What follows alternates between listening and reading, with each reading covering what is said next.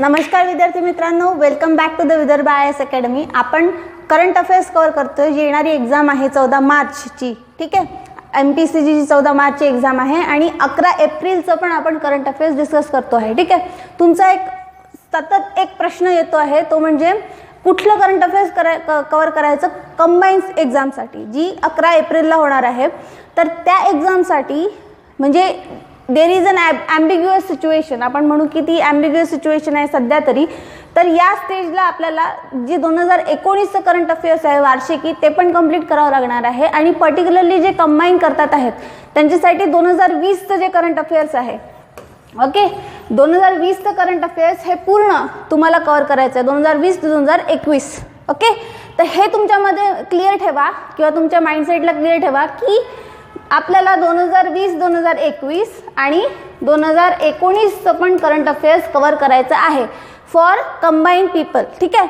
आणि राज्यसेवेसाठी मार्च 2020, ओके, हे मार्च 2020 पर्यंत आपल्याला कव्हर करणार आहे। आणि त्याच्यासाठी आपण 2 इनिशिएटिव्ह लॉन्च केलेले आहे। जसं मी म्हटलं मागच्या लेक्चरमध्ये की मार्च 2020 पर्यंत जे 19 आणि 20चं वार्षिकी आहे, बरोबर, तर ते आपण सगळं कव्हर करणार आहे।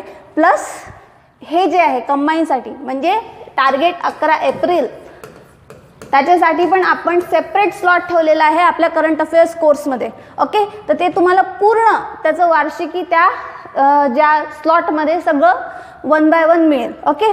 जे पण राजकीय घडामोडी आहे, चालू घडामोडी आहेत, जे पण वन लाइनर्स आहेत किंवा जे पण ज्या पण गोष्टी टेक्नॉलॉजिकल रिलेटेड झालेल्या आहेत त्या डिटेलमध्ये तुम्हाला घेण्यात येतील, ओके।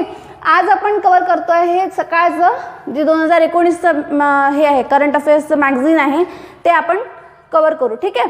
तर आपलं हे माझं शॉर्ट इंट्रोडक्शन आहे। मला राज्यसेवेचा जे मेन राज्यसेवा आहे त्याचा 2दा अनुभव आहे आणि PSIचा पण मी इंटरव्ह्यू दिलेला आहे, ओके। आपण आपल्या PDF-कडे वळू, जी आपण सायन्स टेकची PDF घेतलेली आहे सकाळ मॅगझिनची, ठीक आहे, ती आपण आज बघणार आहे, ओके। आज पर्टिक्युलरली आपण सायन्स अँड टेक डिस्कस करू। याचा पार्ट 1 गेलेला आहे ॲपवरती। पार्ट 1 मध्ये आपण इथपर्यंत आलेलो होतो, जी दक्षिण कोरियाची जगातील म्हणजे जी 5G टेक्नॉलॉजी आहे याच्यावरती क्वेश्चन कसा बनू शकतो। जी सगळ्यात पहिली 5G टेक्नॉलॉजी आहे ती कुठल्या देशाने आणलेली आहे, तर कुठल्या देशाने आणलेली आहे, तर दक्षिण कोरियाने ही आणलेली आहे। तर याच्यावरती हा एकच प्रश्न बनू शकतो। दुसरं आपण बघू की हे जे आहे 1 मिनिट, हां बघा,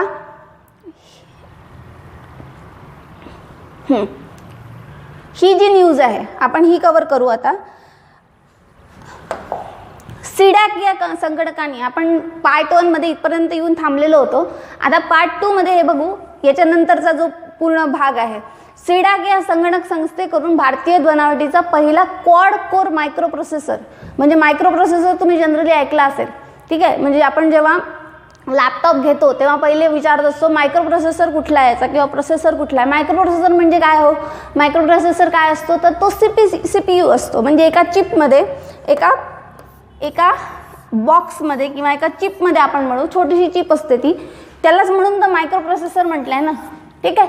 processor which is micro, okay, micro लेवलचा जो प्रोसेसर असतो किंवा तो सगळ्या प्रोसेसेस करतो, जसं की लॉजिकल प्रोसेसेस आहेत किंवा अरिथमॅटिक प्रोसेसेस आहेत।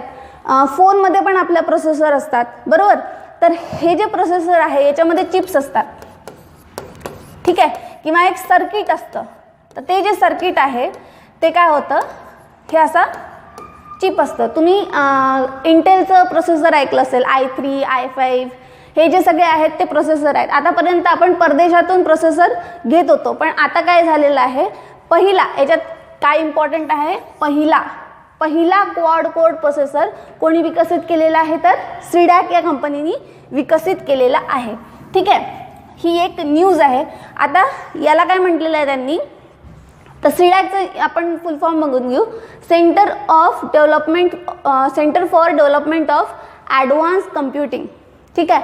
सीडॅकचा लॉंग फॉर्म आहे centre for development of advance computing. आणि यांनी काय केलं, इंडियाज फर्स्ट 64 बीट आहे तो, ठीक आहे, लक्षात ठेवायचं आहे। 64 bit quad core microprocessor यांनी बनवलेला आहे, ओके, तर हा काय करत असतो, ॲज अन CPU वर्क करतो. CPU तुम्हाला माहीत असेल, सेंट्रल प्रोसेसिंग युनिट. ओके, कुठल्या पण लॅपटॉपचं किंवा तुमच्या फोनचं, ठीक आहे, ते काय असतं, सेंट्रल प्रोसेसिंग युनिट असतं. एवढं लक्षात ठेवा. बाकी लक्षात म्हणजे एवढं त्याच्या डेप्थमध्ये जाण्याची काहीच गरज नाही. ओके, आपण पुढे जाऊ.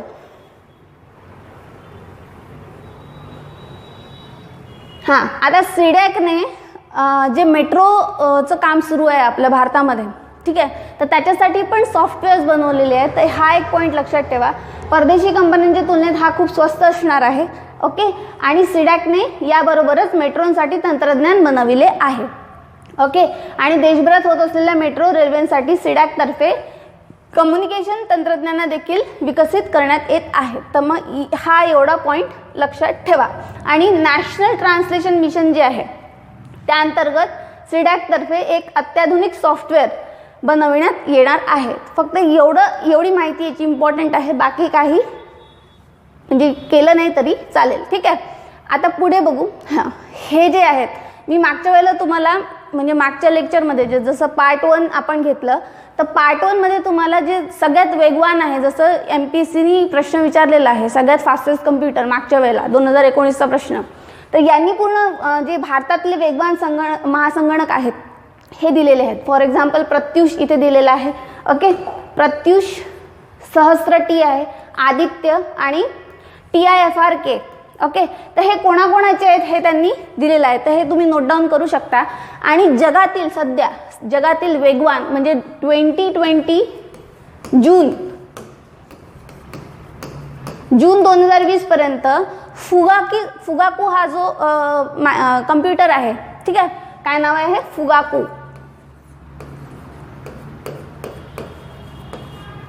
ओके, फुगाकू हा कोणाचा आहे, तर जपानने विकसित केलेला आहे फुगाकू. तर सगळ्यात लेटेस्ट म्हणजे फास्टेस्ट कम्प्युटर तो आहे फुगाकू, जपान. तर एवढं लक्षात ठेवायचं आहे. आपण मागच्या लेक्चरमध्ये हे सगळं कव्हर केलेलं आहे. ओके, नेक्स्ट बघू आपण. जगातील वेगवान महासंगणक यांनी दिलेला आहे, पण हे आता हा ओल्ड डेटा झालेला आहे. ओके, तर यांनी समिट म्हणून हा जो आहे अमेरिकेचा, तो फर्स्ट म्हणून सांगितलेला आहे. ठीक आहे, आणि क्षमता कशावरती डिसाईड होते त्याची, तर पेंटाफ्लॉप. ओके, म्हणजे त्याची कॅपॅसिटी जेवढी आहे त्याच्यानुसार त्याची क्षमता डिसाईड होते. तर पहिला यांनी समिट दिलेला आहे. दुसरा सनवे टेल्युलाइट चीनचा आहे. जनरली अमेरिका आणि चीन यांच्यामध्ये भांडणं सुरू असतात, म्हणजे सगळ्यात वेगवान फास्टेस्ट कम्प्युटर कोण बनवतं.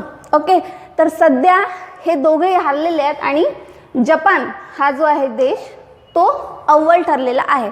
तर आपल्याला ही एक फॅक्ट लक्षात ठेवायची आहे आणि हे पण तुम्ही नोट डाऊन करू शकता. ठीक आहे, फर्स्ट 2 लक्षात ठेवले तरी भरपूर आहे. तिहानने आपल्याला MPSCने विचारला होता. ओके, तिहाने जो आहे तो चीनचा आहे. तर हे एवढं लक्षात घ्या. आपण पुढे जाऊ. नेक्स्ट न्यूज आहे नासाकडून नेपाळी सॅट आणि श्रीलंकेचा रावण-1 उपग्रह प्रक्षेपित झालेला आहे. तर ही जी न्यूज आहे ती एवढी इम्पॉर्टंट नाही आहे. ॲक्च्युली नासाकडून एक तर झालेला आहे, इस्रोकडून झाला असतं तर काहीतरी आपल्यासाठी इम्पॉर्टंट असतं, पण काय झालेलं आहे, नासाकडून झालेलं आहे नेपाळी सॅट आणि रावण-1. फक्त एकच इम्पॉर्टंट आहे त्याच्यामध्ये, कारण हे जे 2 सॅटेलाइट्स आहेत, नेपाळ आणि श्रीलंकाचे पहिले सॅटेलाइट्स आहेत. ओके, तर हे फक्त लक्षात ठेवायचं आहे. त्यांची नावं काय आहेत आपण असंच पण लक्षात ठेवू शकतो. नेपाळी सॅट कुठला आहे, नेपाळचा, आणि रावण कुठला होता, श्रीलंकेचा. तर मग रावण-1 हा कुठला आहे, श्रीलंकेचा. ओके, याच्यामध्ये दुसरं काही इम्पॉर्टंट एवढं नाही आहे. आपण पुढे जाऊ. नेक्स्ट न्यूज बघा. नेक्स्ट न्यूज आहे भारतीय नौदलाकडून कलावरी वर्गातील 4थी पाणबुडी. ओके, कलवरी क्लास 4थी पाणबुडी INS वेलाचे जलावरण करण्यात आलेले आहे.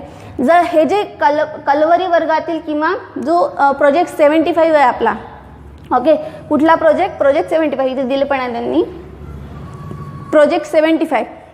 तर या प्रोजेक्ट अंतर्गत 6 पाणबुड्या, टोटल 6 नंबर ऑफ म्हणजे आपण म्हणू की सबमरीन्स, त्याला आपण मराठीमध्ये म्हणतो पाणबुड्या, या काय करणार आहेत, या कन्स्ट्रक्ट करण्यात येणार आहेत. ठीक आहे, तर याच्यामधली 4थी जी पाणबुडी आहे ती INS वेला ही जी आहे ही यांनी याचे जलावरण करण्यात आले. आणि रिसेंटली ऑक्टोबर महिन्यामध्ये आपण एक करंट अफेअर्स डिस्कस केलं होतं. तर त्या ऑक्टोबर महिन्यामध्ये आपण INS वगीर किंवा वागीर आपण म्हणतो ती आपण डिस्कस केलेली आहे. ती पण याच अंतर्गत आहे, प्रोजेक्ट 75 अंतर्गत. तर हे लक्षात घ्या की प्रोजेक्ट 75 काय आहे. प्रोजेक्ट 75 अंतर्गत काय करण्यात येत आहे की भारतीय नौदलात 6 पाणबुड्या सुपूर्द करण्यात येणार आहेत. आणि त्यातील म्हणजे ज्या सगळ्या आहेत त्यांची नावं यांनी दिलेली आहेत. ओके, कोणते कोणते आतापर्यंत झालेले आहेत. फॉर एक्झाम्पल बघा इथे या सगळ्या ज्या आहेत त्या स्कॉर्पियन क्लासच्या आहेत. हे पण आवश्यक आहे. 6 स्कॉर्पियन वर्गीय डिझेल इलेक्ट्रिक, कुठल्या वर्गाच्या आहेत त्या डिझेल इलेक्ट्रिक पाणबुड्या नौदलात सुपूर्द करण्यात येणार आहे अंडर द प्रोजेक्ट 75. ओके, मागच्या वेळेला एक प्रश्न होता प्रोजेक्ट 75 हा कशाचा भाग आहे.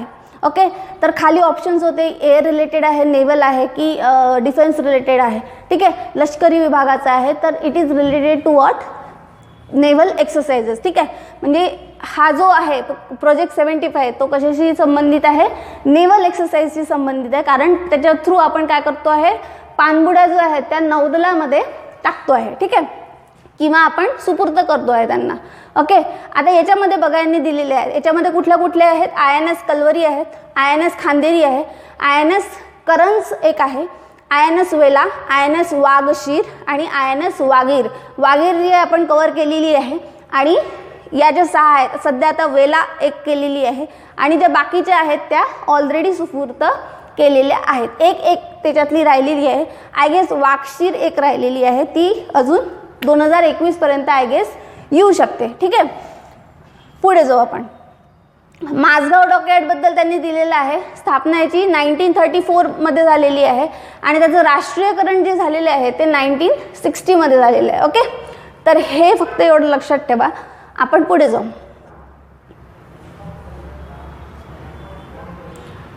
हां, या इथे सगळ्या पाणबुड्या दिलेल्या आहेत, एवढं लक्षात ठेवायची गरज नाही आहे. आपण नेक्स्ट बघू.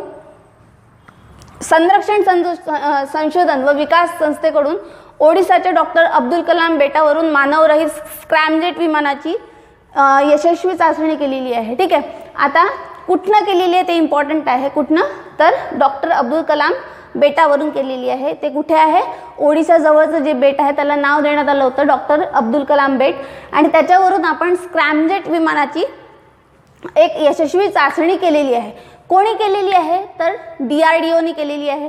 DRDOचं आपण डिटेलमध्ये मागच्या लेक्चरमध्ये बघितलेलं आहे. तर DRDO जे आहे ही काय आहे, defence research and development organisation ही आहे आपली. ओके, आणि यांनी काय केलेलं आहे, हे जे आहे मानवरहित स्क्रॅमजेट विमानाची यांनी तिथून चाचणी केलेली आहे आणि ती यशस्वी झालेली आहे. ओके, आता हे जे स्क्रॅमजेट आहे त्याचा अर्थ काय आहे, तर हायपरसॉनिक टेक्नॉलॉजी डेमॉन्स्ट्रेटर व्हेकल आहे ते. ठीक आहे, काय आहे, हायपरसॉनिक नावातच आहे, हायपरसॉनिक टेक्नॉलॉजी डेमॉन्स्ट्रेटर व्हेकल. या प्रकल्पाअंतर्गत हे विमान विकसित करण्यात आलेले आहे. आता हे मी समजून सांगते तुम्हाला थोड्या वेळाने की काय याच्यामागे टेक्नॉलॉजी आहे. ठीक आहे, स्क्रॅमजेट म्हणजे काय एक्झॅक्टली किंवा हायपरसॉनिक म्हणजे काय, आपण पूर्ण ही न्यूज कव्हर करून घेऊ. पहिले बघा यांनी काय केलेलं आहे, या विमानाचा वेग आवाजाच्या वेगापेक्षा जास्त आहे. किती आहे, तर आवाजाच्या तिप्पट आहे. असे जे फॅक्ट्स आहेत ते MPSC जनरली विचारते. तर ह्याच्याकडे जरा जास्त अंडरलाईन करायची. या विमानाचा वेग कसा आहे, आवाजापेक्षा जास्त आहे. ओके, आणि आवाजाच्या तिप्पट आहे. ओके, आणि हायपरसॉनिक टेक्नॉलॉजी डेमॉन्स्ट्रेटर व्हेकल हा काय आहे, तर संशोधन विकास संस्था म्हणजे आपण जी बोललो DRDOचा काय यांचा प्रकल्प असून स्क्रॅमजेट तंत्रज्ञानाचा वापर या विमानात 20 सेकंदाकरता करण्यात आलेला आहे. ओके, स्क्रॅमजेट काय आहे ते आपण बघू. ओके, पहिले आपण स्क्रॅमजेट बघून घेऊ. स्क्रॅमजेट ही जी आहे संकल्पना बघा, स्क्रॅमजेट म्हणजे काय आहे, it is a type of jet only. Okay, तुम्ही रॅमजेट स्क्रॅमजेट ऐकलं असेल, रॅमजेट किंवा स्क्रॅमजेट.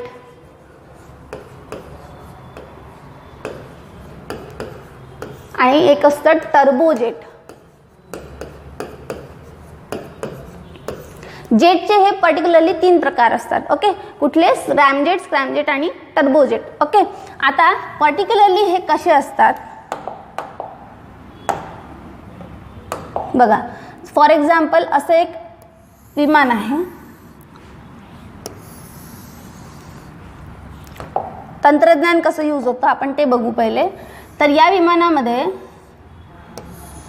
असं या आकाराचं याचं इंटरनल स्ट्रक्चर असतं जनरली. ओके, हा जो पहिला पोर्शन आहे, पहिला हा इतका, याचं काय असतो? कॉम्प्रेसर असतो. ठीक आहे, इथनं काय होते? हवा मिनिमाइज होते.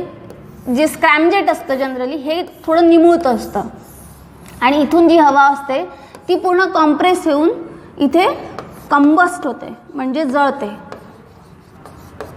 आणि इकडे काय असतं? इकडे नोझल असतं.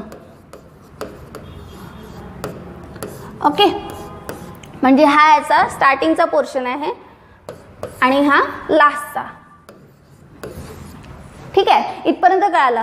आता हे जे पूर्ण जेट आहे त्याच्यामध्ये काय डिफरन्स आहे? जसं मी म्हटलं 3 नावं म्हटली. कुठले कुठले? एक आहे रॅमजेट,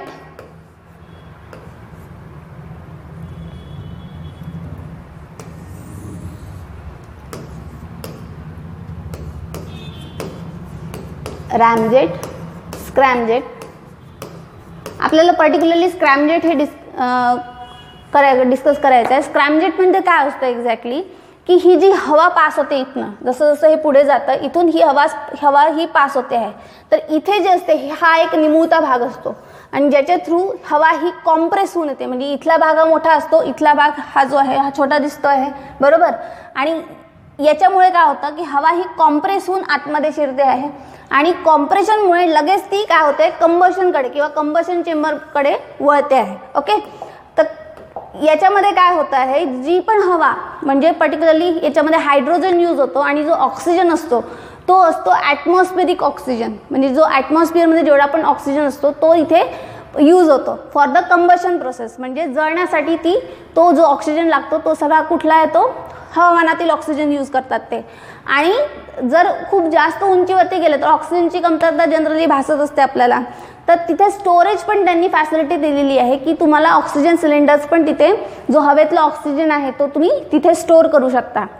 ओके, आणि इथे जे आहे म्हणजे इथे स्पीड जी किंवा इथे हवेची स्पीड जी कॉम्प्रेस होते आहे या पोर्शनला, त्याच्यामुळे याची स्पीड म्हणजे जे कॉम्प्रेशन खूप जास्त जे होतं त्याच्यामुळे काय होतं? याची स्पीड ही साऊंडच्या कितीतरी पट वाढू शकते किंवा मोर दॅन द साऊंड आपण म्हणतो. साऊंडची स्पीड जनरली किती असते? तर 1 मॅक आपण म्हणतो. ओके, जवळपास 1200 km/h. ओके, म्हणजेच 1 मॅक. तर 1 मॅकपेक्षा हा कितीतरी पटीने जास्त, तर याची जी आहे ती 5 ते 8 मॅकपर्यंत याची स्पीड पोहोचलेली आहे. तर हे जास्त इम्पॉर्टंट आहे आपल्यासाठी की किती त्याची स्पीड आहे. याची जी स्पीड आहे स्क्रॅमजेटची ती कितीपर्यंत पोहोचलेली आहे? तर 5 मॅकपर्यंत सध्या पोहोचलेली आहे. आणि हे जे दोन आहेत, आता रॅमजेट हे आहे ते स्क्रॅमजेटपेक्षा जरा कमी स्पीडचं आहे. आणि जे टर्बोजेट आहे, टर्बोजेट म्हणजे तुम्ही ऐकलं असेल टर्बाईन्स कशी गोलगोल फिरत असतात, ते टर्बाईन्ससारखं इथे फिरतं आणि त्याच्या थ्रू आपली स्पीड जनरेट होते. ओके, तर सगळ्यात जास्त लेटेस्ट टेक्नॉलॉजी कुठली आहे? तर स्क्रॅमजेट आहे. त्यालाच आपण काय म्हणतो आहे? हायपरसॉनिक. ओके, हायपोसॉनिक पण तुम्ही वर्ड ऐकला असेल. हायपोसॉनिक म्हणजे कमी साऊंड स्पीडचा आणि हायपरसॉनिक म्हणजे जास्त जी साऊंड आहे किंवा ध्वनीचा वेग असतो त्याच्यापेक्षा कितीतरी जास्त वेगाने तो जो जेट आहे तो ट्रॅव्हल करत असतो. तर एवढं हे जे आहे हे स्क्रॅमजेटबद्दल लक्षात ठेवा. तुम्हाला जे स्क्रॅमजेट जर विचारलं तर त्याची स्पीड किती आहे किंवा त्याचं वर्किंग कसं आहे ते मे बी विचारल्या जाऊ शकतं. ओके, आपण PPTsकडे वळू. बघा, ही जी टेक्नॉलॉजी आहे ती स्क्रॅमजेट यूज करतात आहेत. ओके, आणि याच्यामध्ये बघा फक्त ही जी टेक्नॉलॉजी आहे ती कोणाकोणाकडे आहे? अमेरिका, फ्रान्स, रशिया आणि युरोपियन स्पेस एजन्सी जी आहे तिच्याकडेच ही स्क्रॅमजेट टेक्नॉलॉजी सध्या आहे. आणि आत्ता स्क्रॅमजेट इंजिनच्या विमानाची यशस्वी चाचणी घेणारा भारत काय ठरलेला आहे? 4था देश ठरलेला आहे. याच्यावरती आपण स्टार मार्क करू.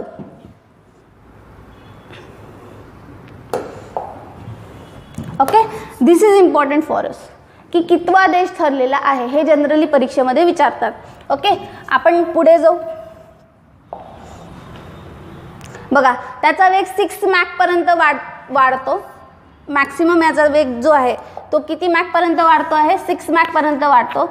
आणि या तंत्रज्ञानाचा दुहेरी वापर पण करता येतो. ध्वनीपेक्षा जास्त वेगाने जाणारी विमान आणि लांब पल्ल्याचे क्रूज क्षेपणास्त्र म्हणून पण वापर करता येतो याचा. ठीक आहे, तर याचे दोन्ही यूज आहेत. आणि स्क्रॅमजेट तंत्रज्ञानाचा उपयोग कमी खर्चात उपग्रह पाठवण्यासाठी करता येणार असून नागरी उपयोगातही त्याचा वापर करता येणार आहे. त्याचे युजेस जे आहेत ते भरपूर आहेत. तर युजेस पण एकदा तुम्हाला बघायला पाहिजे. ठीक आहे, युजेस कुठले कुठले आहे, नागरी याच्यात पण यूज करू शकतात ते, आणि जे उपग्रह आहेत त्याच्यासाठी पण आपण याला यूज करू शकतो. ओके, आपण पुढे जाऊ. आता DRDO बद्दल यांनी सांगितलं आहे थोडं. जी संरक्षण संशोधन व विकास संस्था आहे त्याची स्थापना केव्हा झालेली आहे? तर 1958 मध्ये याची स्थापना आहे. आणि मुख्यालय कुठे आहे? नवी दिल्लीमध्ये आहे. आणि अध्यक्ष हे सध्या कोण आहे? तर रेड्डी जे आहेत ते याचे अध्यक्ष आहेत. तर एवढं आपल्याला लक्षात ठेवायचं आहे. आपण नेक्स्ट न्यूज बघू. ती बघा, भारताची महत्त्वाकांक्षी चंद्रयान 2 मोहीम. पुन्हा चंद्रयान 2 मोहीम आलं. मागच्या लेक्चरमध्ये पण आपण चंद्रयान 2 मोहीम डिस्कस केलेली आहे. त्याचे फक्त 3 पोर्शन तुम्हाला लक्षात ठेवायचे आहे. पर्टिक्युलरली मी 4 म्हणेल. ते म्हणजे चंद्रयान 2 मोहीम. चंद्रयान 1 आपण केव्हा पाठवली होती? ही 2008 मध्ये पाठवली होती. ओके, त्याला आपण लुनार मिशन पण म्हणतो चंद्रयान मिशनला, कारण लुनार म्हणजे काय असतो? चंद्र. ओके, आणि चंद्रयान 2 मध्ये पर्टिक्युलरली 3 जे होते ते मुख्य घटक होते. ते म्हणजे बघा, 3 घटक कुठले कुठले होते त्याच्यामध्ये? एक होता ऑर्बिटर. ठीक आहे, एक होता रोवर आणि एक होता तिथला प्रज्ञान. ठीक आहे, रोवरचं विक्रम नाव होतं, सॉरी विक्रम लँडर होता, लँडर, आणि रोवर होता प्रज्ञान.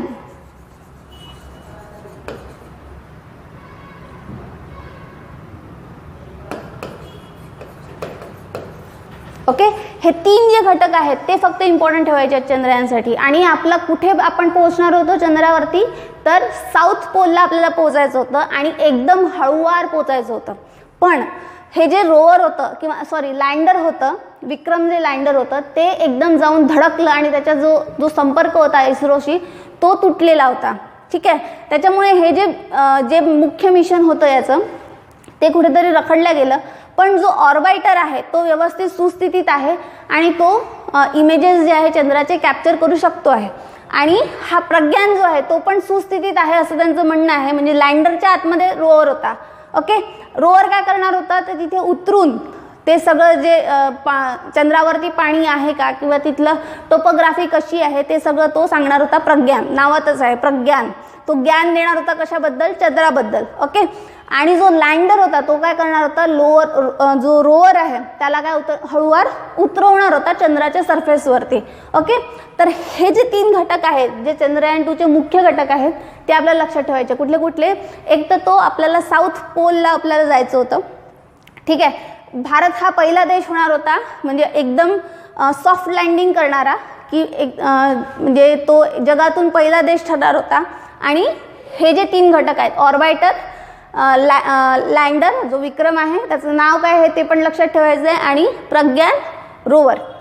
ओके, आणि आताच रिसेंटली म्हणजे ऑर्बिटरनी एक त्याचा अहवाल पण दिलेला आहे. इस्रोचा एक अहवाल आलेला आहे related to the Chandrayaan mission. ठीक आहे, तर तो पण रिसेंटली एक न्यूजमध्ये होती ती गोष्ट, की रिसेंटली ऑर्बिटरनी किंवा तिथल्या ज्या म्हणजे या आपल्या चंद्रयान मिशननी एक अहवाल सादर केलेला आहे चंद्राबाबत. तर तो पण एक न्यूजमध्ये होता म्हणून हे जास्त जरा इम्पॉर्टंट होऊन जातं. ठीक आहे, एवढं गोष्ट लक्षात ठेवायच्या आहेत चंद्रयान मिशनबद्दल. ओके, बाकी जे यांनी दिलेलं आहे हेच आहे, म्हणजे स्वतःचं लँडर व रोवर तयार करण्याचा निर्णय घेतला वगैरे वगैरे. कारण ॲक्च्युली काय दिलं यांनी हिस्ट्री दिलेली आहे इथे. आपण आधी जी रशियाची जी कंपनी आहे संस्था आहे रॉसकॉस्मॉस. ओके, तर तिला आधी रिक्वेस्ट केली होती की आम्हाला लँडर हवं आहे. ओके, चंद्रावरती उतरायला आपल्याला लँडर हवं आहे. पण त्यांनी डिले केल्या किंवा नंतर त्यांनी म्हटलं की आम्ही देत नाही 2013मध्ये वगैरे. मग इस्रोनी स्वतःचा एक लँडर क्रिएट केला, ठीक आहे. त्याचं आपण नाव पण दिलेलं आहे विक्रम, ओके. आणि त्याला आपण पाठवलं होतं चंद्रयान-2 सोबत. पण काही अडचणी आल्या आणि ते तिथे व्यवस्थित पोहोचू शकलं नाही, ओके. पण तरी पण जो ऑर्बिटर फिरतो आहे तो सुस्थितीत आहे आणि तो आपल्याला इमेजेस पाठवतो आहे, ओके. आपण पुढे जाऊ. चीनची बायडू दिशादर्शक प्रणाली आपण लास्ट लेक्चरमध्ये पूर्ण कॉम्प्रिहेन्सिव्हली कव्हर केलेलं आहे. बायडू जे आहे ती चीनची काय आहे, दिशादर्शक प्रणाली आहे, जशी आपली नाविक आहे भारताची, ज्याच्यामध्ये आपण टोटल किती 7 सॅटेलाइट्स लॉन्च करणार आहे. त्याचं नाव काय आहे तर IRNSS, okay. 1A to 1G हे जे टोटल सॅटेलाइट्स आहेत हे कशाचे आहेत, नाविक आहेत. नाविक ही जी कल्पना आहे ती कोणी सुचवलेली आहे तर प्रधानमंत्र्यांनी हे नाव सुचवलं होतं नाविक म्हणून. म्हणजे त्यांनी पूर्ण म्हणजे ही जी आपली आहे नाविक ही स्थानिक कॅटेगरीची आहे, हे लक्षात घ्या तुम्ही, स्थानिक, ओके. आणि बाकीचे जे आहेत म्हणजे फॉर एक्झाम्पल ग्लोनास आहे, GPS आहे, जी आपण जनरली आता वापरतोय GPS, ती कोणाची आहे, अमेरिकेची आहे. तर ती जी आहे ती ग्लोबल कॅटेगरी आहे, म्हणजे वैश्विक कॅटेगरीमध्ये येते.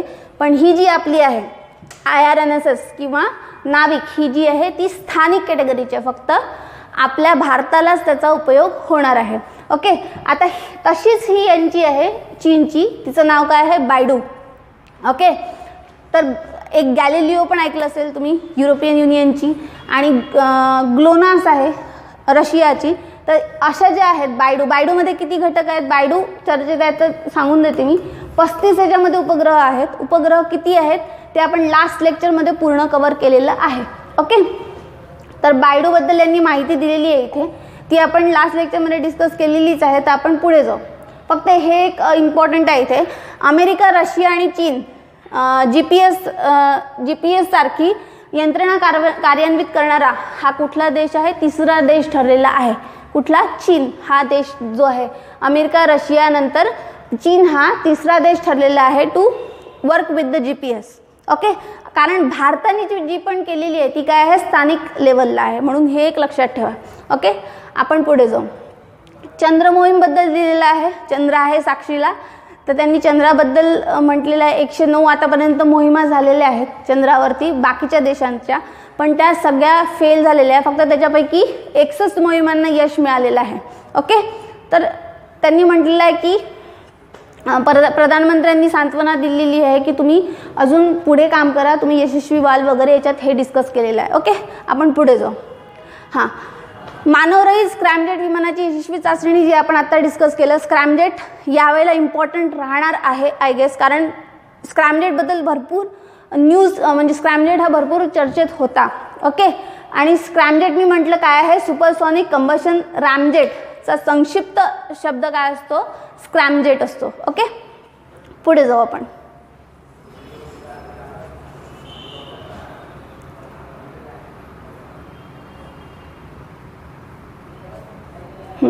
नेक्स्ट न्यूज कव्हर करू ती म्हणजे DRDO कडून मोबाईल मेटॅलिक रॅम्पची रचना करण्यात आलेली आहे. कोणाकडून, DRDO कडून, ठीक आहे. आता ही मोबाईल मेटॅलिक रॅम्प काय आहे, रॅम्प म्हणजे काय, एक पाथ त्यांनी क्रिएट केलेला आहे, तो मोबाईल आणि मेटॅलिक आहे, ठीक आहे. म्हणजे रणगाड्यांसाठी किंवा त्यांची मोबिलिटी ही चांगली व्हावी, ओके. त्याच्यासाठी एक रॅम्प केलेला आहे, मेटॅलिक रॅम्प, ओके. तो फोल्डेबल पण आहे आणि इझी टू यूज आहे. तो कोणी क्रिएट केलेला आहे तर DRDOने. फक्त हे लक्षात ठेवायचं आहे या न्यूजमधून, ओके. आपण पुढे जाऊ. यांनी दिलेलं आहे माहिती, एकदा बघून घ्या. हां, किती टनाचा आहे हा, क्षमता किती आहे त्याची, तर 70 मेट्रिक टन इतका तो भार उचलू शकतो, 70 मेट्रिक टन. तर फक्त एवढं हे त्याचं स्टॅटिक जे आहे ते लक्षात ठेवायचं आहे. 70 मेट्रिक टन जी ही फॅक्ट आहे ती फक्त तुम्ही लक्षात ठेवा. त्याचं जी रॅमची भार नियमन क्षमता एवढी आहे 70 मेट्रिक टन, ओके. एवढं इम्पॉर्टंट आहे. आपण नेक्स्ट बघू. नेक्स्ट आहे अमेरिका आणि तत्कालीन सोव्हिएत रशिया या देशांदरम्यान झालेल्या मध्यम पल्ल्याच्या, इम्पॉर्टंट आहे, मीडियम रेंज मध्यम पल्ल्याच्या अण्वस्त्र नियंत्रण करार संपुष्टात आल्यानंतर लगेचच अमेरिकेकडून मध्यम पल्ल्याच्या क्रूझ क्षेपणास्त्राची चाचणी घेण्यात आली आहे, ओके. जसा करार संपला तसंच दुसऱ्या दिवशी अमेरिकेने काय केलं की एक क्षेपणास्त्राची, मध्यम पल्ल्याच्या क्षेपणास्त्राची चाचणी घेतलेली आहे. ठीक आहे, तर ही काय आहे, medium range guarded launch cruise missile. ठीक आहे, आता क्रूज मिसाईल याच्यामध्ये पण फरक असतो. क्रूज मिसाईल आणि एक असतं बॅलिस्टिक मिसाईल. ठीक आहे, क्रूज मिसाईल म्हणजे काय, दोनमध्ये फरक आहेत. ओके, इथे मी शॉर्टली एक्सप्लेन करते. दोन प्रकारच्या मिसाईल आहे, एक आहे क्रूज मिसाईल ज्यांनी ही इथे दिलेली आहे आणि दुसरी आहे बॅलिस्टिक मिसाईल.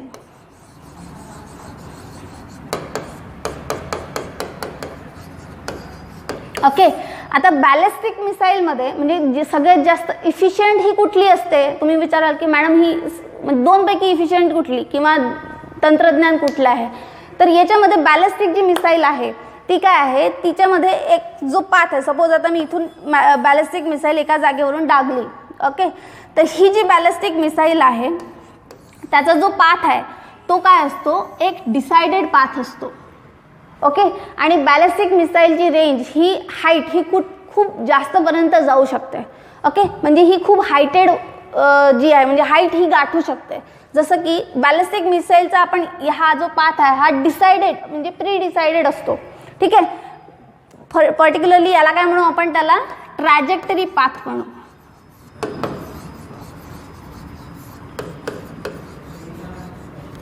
सपोज एखादा विमान आला किंवा एखाद्या ठिकाणी आपल्याला ती डागायची आहे आणि मी इथून चीनमधून किंवा कुठनं तरी बॅलिस्टिक पाकिस्तानमधून बॅलिस्टिक मिसाईल डागली, तर ती तिची जो पाथ आहे तो काय राहील, तो प्री डिसाइडेड राहील.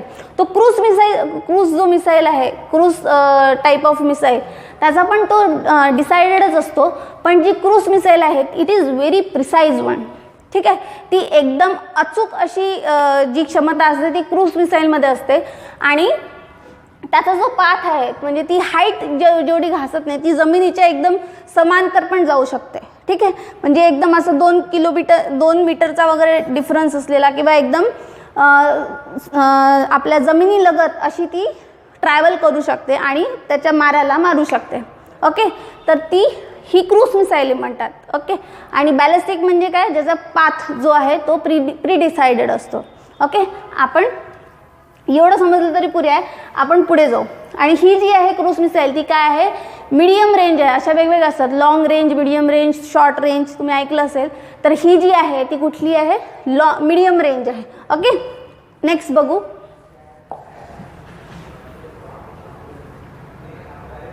बघा, या चाचणी दरम्यान या क्रूज क्षेपणास्त्राने हवेमध्ये 500 किलोमीटरवर उडणाऱ्या लक्ष्याचा अचूक वेध घेतलेला आहे. ठीक आहे, म्हणजे ही जी म्हटलं मी क्रूज मिसाईल आहे ही it is very precise one. तर हे तुम्ही एक त्याचं जे कॅरेक्टरिस्टिक आहे ते लक्षात ठेवा. ठीक आहे, आपण पुढे जाऊ.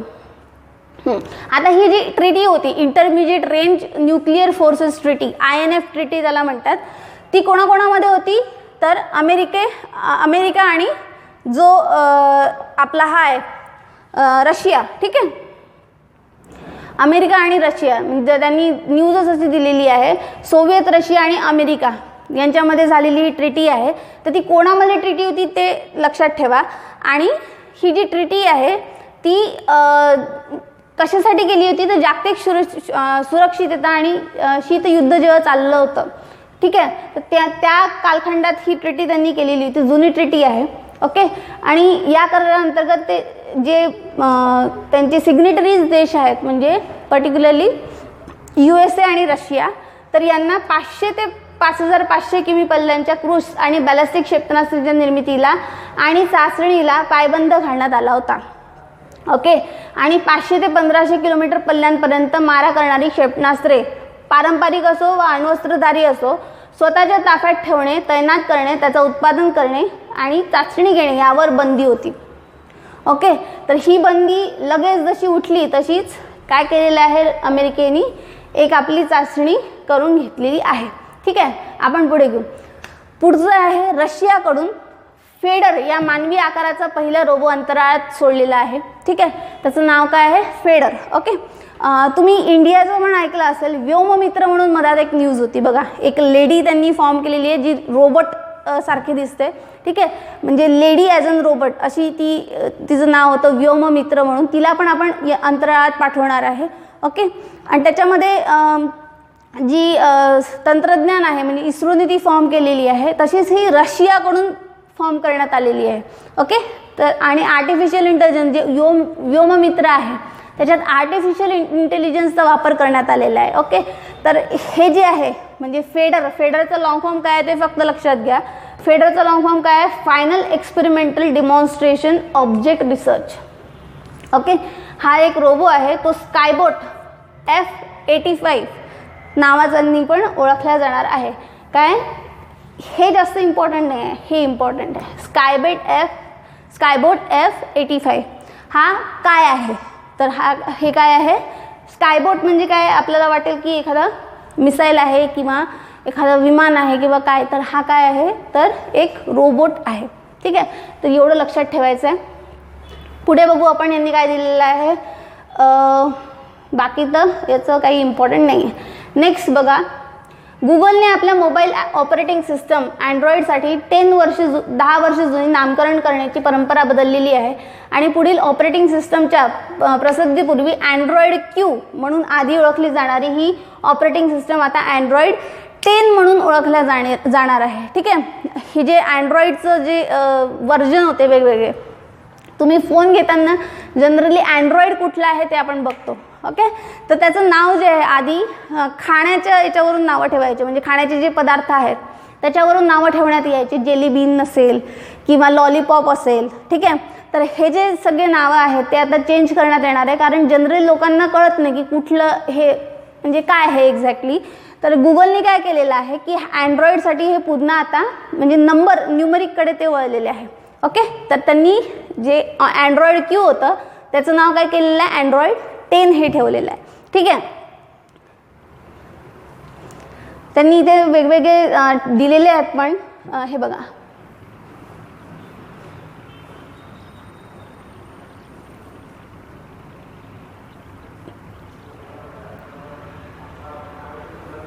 वन मिनिट बघा, इथे दिलेलं आहे की गुगलने 27 एप्रिल 2009 मध्ये लॉन्च कपकेक पासून सुरुवात केलेली होती. ठीक आहे. कपकेक हे नाव दिलेलं होतं पहिल्या त्यांच्या अँड्रॉइडला. तर त्याच्यानंतर त्यांनी वेगवेगळे नावं दिले. डोनट दिलं, इक्लेअर दिलं, फ्रोयो दिलं किंवा जिंजर ब्रेड दिला. आता भारतीयांना कुठे माहिती आहे जिंजर ब्रेड किंवा फ्रोयो काय आहे. ओके. तर त्यांनी काय केलं, हे सिम्प्लिफाय करण्याचा प्रयत्न केलेला आहे. आता पुन्हा नंबरकडे किंवा न्यूमरिककडे ते वळलेले आहेत. आता 10 नंतर 11, 12 असे ते जाणार आहेत. ओके. तर हे फक्त लक्षात ठेवा, म्हणजे लॉलीपॉप, जेलीबीन, आईस्क्रीम, किटकॅट हे जे आहेत हे सगळे काय आहेत? अँड्रॉइडचे व्हर्जन्स आहेत. ओके. आपण जनरली आता OnePlus घेतोय किंवा अजून एखादा आयफोन घेतला किंवा अजून दुसरा फोन घेतला, त्याच्यामध्ये आपण काय बघतो तर अँड्रॉइड कुठला यूज झालेला आहे, म्हणजे लेटेस्ट अँड्रॉइड कुठला आहे, टेक्नॉलॉजी कुठली आहे, त्याच्या नावावरून पण गुगलला हे म्हणजे एक आयडेंटिटी मिळते. ठीक आहे. तर त्याच्यामुळे यांनी नाव चेंज केलेलं आहे. नेक्स्ट बघा, नेक्स्ट न्यूज बघू आपण.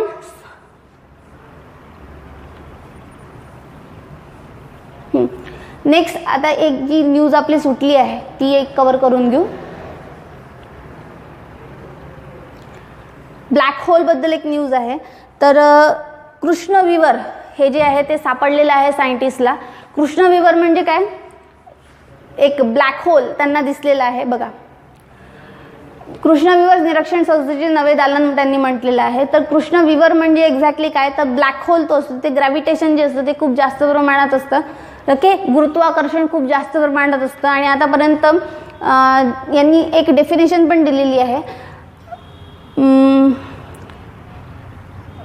इथे बघा,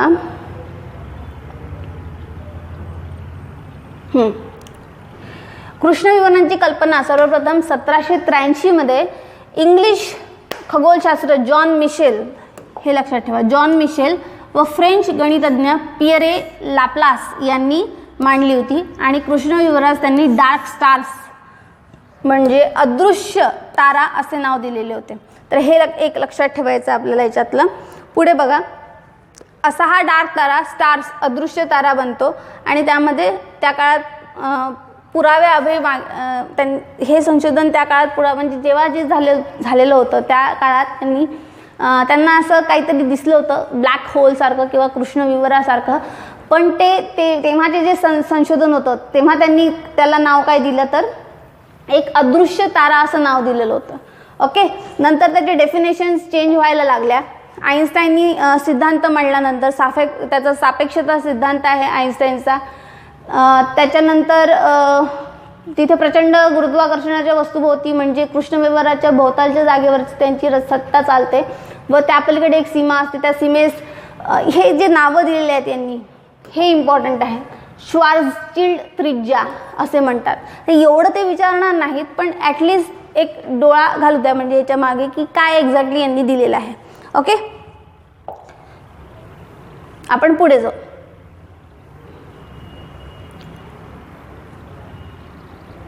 हां, हे एक आहे की स्ट्रेटोलॉन्च हे काय आहे. म्हणजे स्ट्रेटोलॉन्च म्हणजे परीक्षेमध्ये येऊ शकतं की स्ट्रेटोलॉन्च म्हणजे एक्झॅक्टली काय.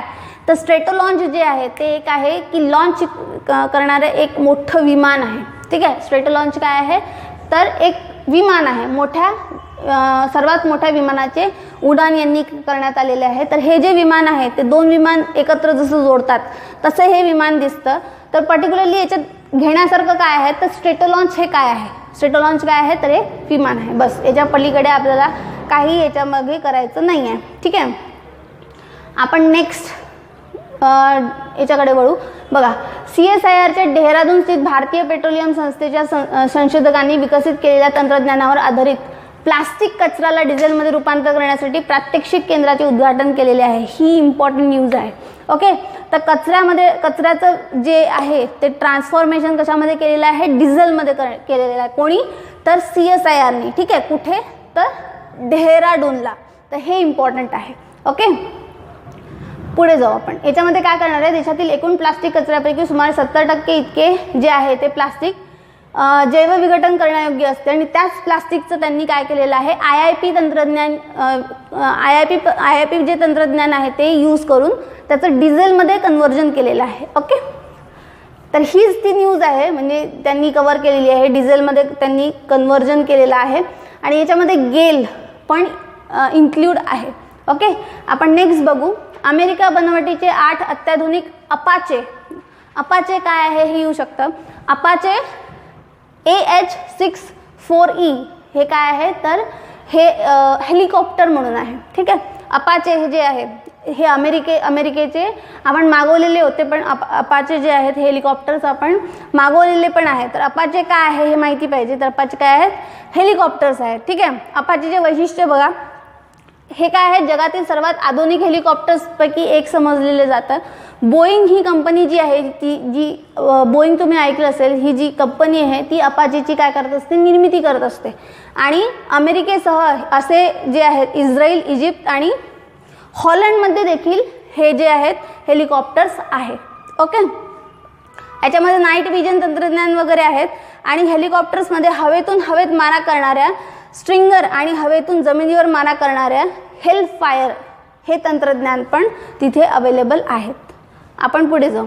नेक्स्ट, चीनमध्ये पहिल्या क्लोन मांजरीचा जन्म झालेला. आपण वन लायनरमध्ये पण ही न्यूज कव्हर केली होती की जी क्लोन मांजर आहे ती कुठे निर्माण करण्यात आलेली आहे.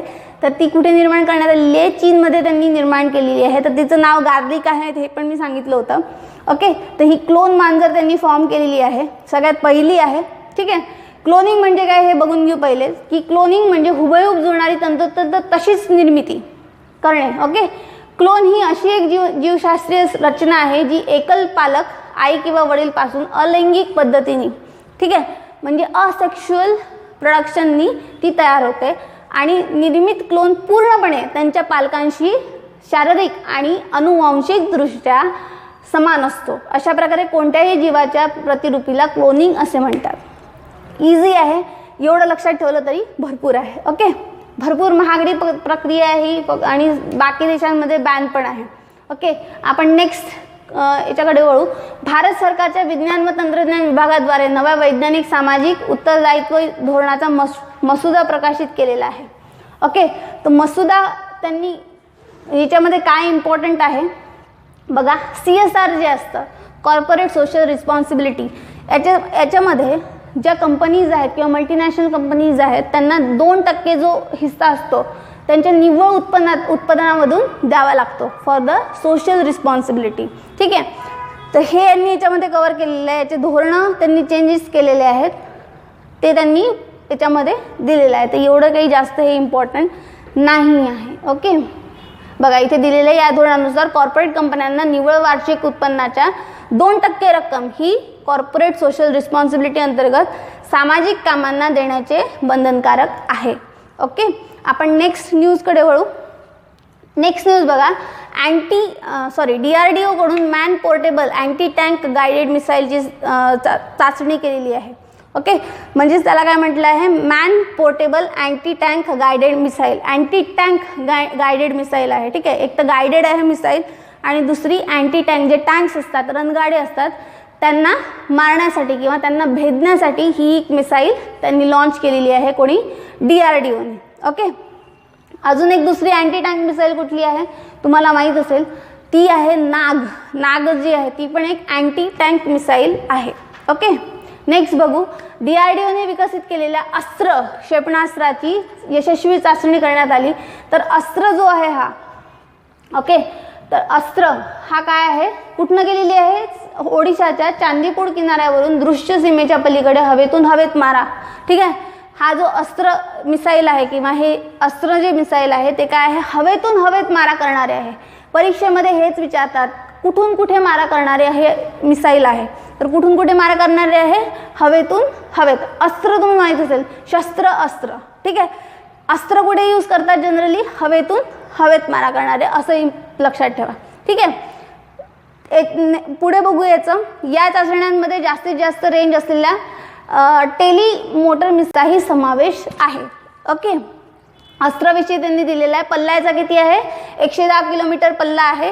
हे क्षेपणास्त्र 15 किलो स्फोटके घेऊन प्रवास करू शकते आणि सुपरसॉनिक गतीचे क्षेपणास्त्र आहे. सुपरसॉनिक मी आधीच म्हटलं, सुपरसॉनिक म्हणजे काय, जे साऊंडची स्पीड आहे त्याच्यापेक्षा जास्त स्पीड, म्हणजे near about 5 Mach to 6 Mach speed जी आहे ज्याची, त्याला आपण म्हणतो सुपरसॉनिक. और 1 मॅकपेक्षा ज्याची स्पीड जास्त त्याला आपण म्हणतो सुपरसॉनिक. ठीक आहे, हे एक काय आहे, बियॉन्ड व्हर्च्युअल रेंज, म्हणजे दृष्टीपलीकडच्या लक्ष्यभेद करणारे क्षेपणास्त्र आहे, ज्यामुळे 60 to 70 किलोमीटर अंतरावरून लढाऊ विमान पाडणे आता शक्य झालेले आहे. ओके, तर याचे ज्या कॅरेक्टरिस्टिक्स आहेत किंवा वैशिष्ट्ये आहेत ते आपल्याला लक्षात घ्यायचे आहेत. ओके, आता हे काही मिसाईल्स आहेत बघा. हे मिसाईल्स आपल्याला जनरली परीक्षेमध्ये विचारतात. पहिलं बघू आपण नाग, जे म्हटलं मी, त्याचा पल्ला 4 किलोमीटर आहे आणि रणगाडा विरोधी क्षेपणास्त्र आहे. ठीक आहे, त्यालाच म्हणतो आपण अँटी टँक मिसाईल. दुसरं आहे आकाश, त्याची रेंज 30 किलोमीटर आहे आणि हे जमिनीवरून आकाशात मारणारे आहे. ठीक आहे, आकाश नावातच आहे, जमिनीवरून आकाशात, असं लक्षात ठेवायचं. पुढे पृथ्वी 1, 2, 3 ह्याची रेंज किती आहे, 150 to 600 किलोमीटर्स आणि हे जमिनीवर मारणारे आहे, नावातच आहे पृथ्वी म्हणजे काय, जमिनीवर मारा करणारे आहे. नेक्स्ट धनुषची काय आहे, नौदलासाठीचे पृथ्वी क्षेपणास्त्र आहे. आता धनुष जे आहे हे जमिनीवर मारा करणारे आहे. नेक्स्ट अग्नी 1 to 5 हे लॉन्च केलेलं आहे त्यांनी. याची रेंज बघा 700 to 8000 किलोमीटर आहे. मग सागरिका आहे, त्याचे नावं आहेत K-15, K-4, K-5. याची जी रेंज आहे ते 750 किलोमीटर टू 6000 किलोमीटर ही रेंज आहे आणि पाणबुडीवरून डागता येणारे हे क्षेपणास्त्र आहे. ओके, नेक्स्ट बघू ब्राह्मोस सगळ्यांना माहीत आहे. ब्राह्मोस 600 किलोमीटर, हे काय आहे, सुपरसॉनिक क्रूज मिसाईल आहे. ठीक आहे, सुपरसॉनिक क्रूज मिसाईल आपण आत्ताच पाहिलेला आहे, सुपरसॉनिकचा अर्थ आणि क्रूज मिसाईलचा अर्थ. ठीक आहे, निर्भय 1000 किलोमीटर जमिनीवर मारा करणारे आणि हेलिना जी आहे ते 8 किलोमीटर याची रेंज आहे. हेलिकॉप्टरमधून डागता येणारे नाग क्षेपणास्त्र आहेत. हे म्हणजे नाग जे आहे त्याचं एक्स्ट्रा व्हर्जन किंवा अपडेटेड व्हर्जन जे आहे ते काय आहे, हेलिना आहे. ओके, आता याचा पुढचा जो पोर्शन आहे तो आपण पार्ट 3 मध्ये कव्हर करू. ठीक आहे, till then stay connected. Thank you.